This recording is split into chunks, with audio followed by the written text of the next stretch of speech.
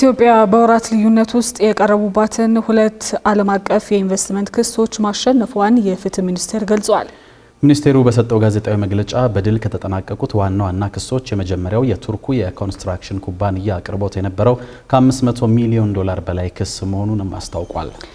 ከዚህ ባሻገር ዓለም አቀፍ የግልግል ማዕከላት ቢሮአቸውን በኢትዮጵያ እንዲከፍቱ ለማድረግ ስራዎች እየተሰሩ ስለመሆኑም ተጠቁሟል።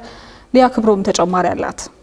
ኢትዮጵያ በዓለም አቀፍ መድረክ የቀረቡባትን ሁለት የኢንቨስትመንት ክሶች በድል መወጣቷን ፍትህ ሚኒስቴር አስታውቋል። ሚኒስቴር መስሪያ ቤቱ ይህንን ያስታወቀው ዓለም አቀፍ የግልግል ማዕከላት ቢሮአቸውን በኢትዮጵያ እንዲከፍቱ ለማድረግ የተደረጉ ጥረቶችን ጨምሮ የቀረቡትን ክሶች በመከላከል ረገድ እያከናወናቸው በሚገኙ ተግባራት ዙሪያ በሰጠው ጋዜጣዊ መግለጫ ላይ ነው። ሚኒስቴሩ በመግለጫው በሄግ ኔዘርላንድስ በሚገኘው የዓለም አቀፉ ገላጋይ ፍርድ ቤት ሀገሪቷ ላይ የቀረቡ ክሶችን ለመከላከል አስቸጋሪ የክርክር ሂደት መታለፉንና በዚህም ኢትዮጵያ እንድታሸንፍ ማስቻሉን ያስታወቀው። ማሸነፍ ከተቻሉት ክሶች አንደኛው በኢትዮጵያ የኢንዱስትሪ ዞን ለማልማት ፈቃድ ተሰጥቶት የነበረው የቱርክ ኮንስትራክሽን ኩባንያ ያቀረበው ከ500 ሚሊዮን ዶላር በላይ የሆነ ክስ እንደሚገኝበት ተጠቅሷል። በተሰጠው ማብራሪያ ድርጅቱ ለልማት ተሰጥቶት የነበረው ቦታ ለለገዳዲና ድሬ ግድቦች አቅራቢያ በመሆኑ የኢንቨስትመንት ስራውን ከግድቦቹ ራቅ ወዳሉ ቦታዎች እንዲያዛውር ጥሪ መቅረቡን ተከትሎ የኢንቨስትመንት ጥበቃ መብት ጥሰት ደርሶብኛል የሚል ክስ ማቅረቡም ነው የተነገረው። ኢንቨስትመንት ጥበቃ መብት ጥሰት ደርሶብኛል ብሎ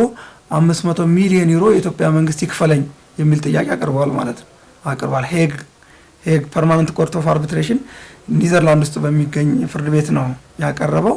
እንግዲህ ሰፊ ውይይት፣ ረጅም ጊዜ ውይይት ሲደረግ ቆይቶ መጨረሻ ላይ ፍርድ ቤቱ ውሳኔ ሰጥቷል።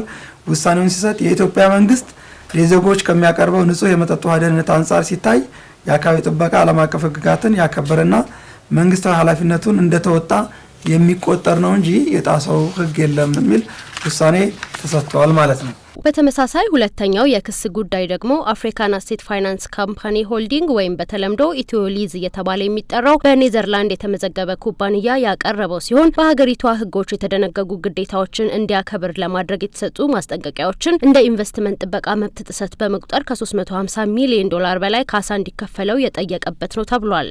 በተደረገው የቃል ክርክር ጉዳዩን የተመለከተው ችሎትም የቀረበውን ክስ ውድቅ በማድረግ ኢትዮጵያ ለክርክር ያወጣችውን ወጪና ኪሳራ እንዲከፈል መወሰኑ ነው ሚኒስቴሩ ያረጋገጠው።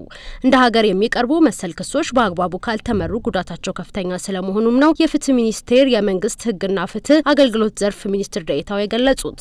የኢንቨስትመንት ምህዳሩ የተረጋጋ እንዳይሆንና ኢንቨስተሩ አገራት በእንዲህ አይነት ክሶች እየተከሰሱ በተደጋጋሚ የሚሸነፉ ከሆነ የተረጋጋ የህግ ስርዓት የለም፣ የኢንቨስትመንት ስርዓት የለም። ስለዚህ ወደዛ ሀገር አንሄድም ወደሚል ድምዳሜ እንዲደርሱ ያረጋቸዋል። የኢንቨስትመንት ፍሰቱን እንዲቀንስ ያደርጋል። ሌላው የሀገርን ፖሊሲ የማውጣት ህግ የማውጣት መመሪያ የማውጣት ስልጣን ይገዳደራል።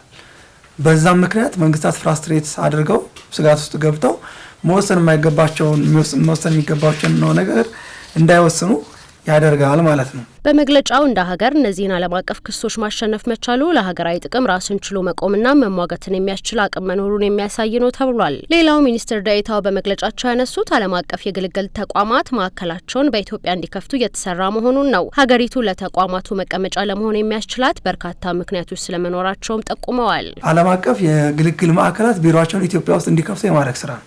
ኢትዮጵያ የዓለም አቀፍ ግልግል ማዕከላት መቀመጫ ለመሆን የሚያስችላት በጣም በርካታ ምክንያቶች አሉ። በጣም በርካታ ማለት ነው። ኢንቨስትመንቱ እያደገ ነው። ሀገራችን ለውጭ ሀገር ዜጎች ምቹ እየሆነች ነው። ለውጭ ሀገር ተቋማት ምቹ እየሆነች ነው።